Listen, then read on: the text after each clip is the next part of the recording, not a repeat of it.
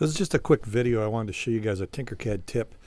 If you go to the search bar at the top of the main Tinkercad window and then search under People, search for Jaytee. And what this is this guy produced a perfectly round circle. Seems like a dumb little thing, not that big a deal, but it's in Tinkercad. And I'll show you why this is good. So do a copy and tinker once you find it. It'll open up in the Tinkercad window. And then what you can do is I'll compare it to the cylinder that you have in Tinkercad and show you why this is so perfectly round and why it's so handy here. Because if I drag in a cylinder, right away you'll see that well, if it'll drag in here. Okay, there we go. So if I drag in the cylinder, right away you can see some edges on it. I'll put the ruler on so I can get the same size. Let's go 100 by 100. And I'll do 5 millimeters thick. I think that's what this other one is. Nope.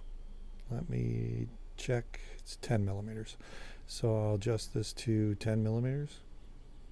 So now it's the same thickness. But you can see the edges. Look at the edges here. Very, very rough. Now, you have a slide here. You can slide it up to 64 sides, which is, within the last year that's new on Tinkercad. And it comes out pretty smooth. But look at the sides. You can still see edges. That's the best you can do with the standard Tinkercad stuff. And what Jaytee, I think is really what he goes by, brought in here was the perfectly round circle. So what that does is allow you to make your own cylinder. I'm going to shrink this down to the 20 by 20 by 20, which is what the standard cylinder is. And now I have a perfectly round cylinder to work from. So I can save this if I... as you can see, well, I just compared it here. So what you can do is go up to Basic Shapes, the menu here, drop down to Part Collection, and then you click on it so it's selected, and then Create Part. And in a minute here it'll pop up. There it is. And then you just want to give it a name. I'm going to give it the name Perfect Cylinder. And you can put tags, whatever you want, but I'm going to say, and don't click lock part size. Don't do that. And it's going to create it here in my menu. So you can see I already made one, so I'm showing you guys. But I like the name Perfect Cylinder better, so I'm actually going to delete this one. Yes, delete it. And you click that star in the corner, it'll show up in your favorites. So that one I deleted is still showing up. I don't know why.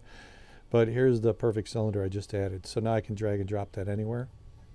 So is there a way to delete this guy? Nope. I assume it just deletes itself. So here's the perfect cylinder. Now let me show you why this is handy to me in other ways. If I duplicate it and, well, hold on. Let me show you what I'm going to do here. There's this tube element, which I like to use. I use this occasionally. And I can smooth this out the same way as the other one. I can do, let's do it 30 by 30 to make this a little easier to see. But you can see the edges are really rough. So I can do the same thing and slide this over to 64 sides and it gets smoother. And I can change the inner wall thickness, which is cool. So that's very handy.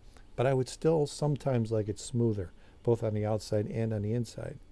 So I can't adjust this new one in that same way because it doesn't have that slide.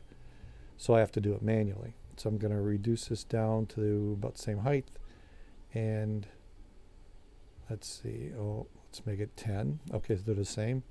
And let's make this 30 by 30 so it's the same diameter. And now what I want to do is now duplicate it. And then I'll make that duplicate a little bit taller here so I can see it. Then I'm going to make it smaller, 25 by 25 to give me a 5 millimeter wall. What I'm going to do is a cutout. I'll make it into a hole, then I'll center these guys in the X, Y, and Z direction. And then I'll just group them together. And now I have a same type of collar with a 5mm wall. If I ever want to change this, I can just ungroup it, change the size of that inner circle. But now I have a perfectly round circle inside and out. So when you need that, it's now available right here in Tinkercad. So it's a handy thing. Go search for it, use it, let me know what you do with it. Just a quick video for Patreon supporters.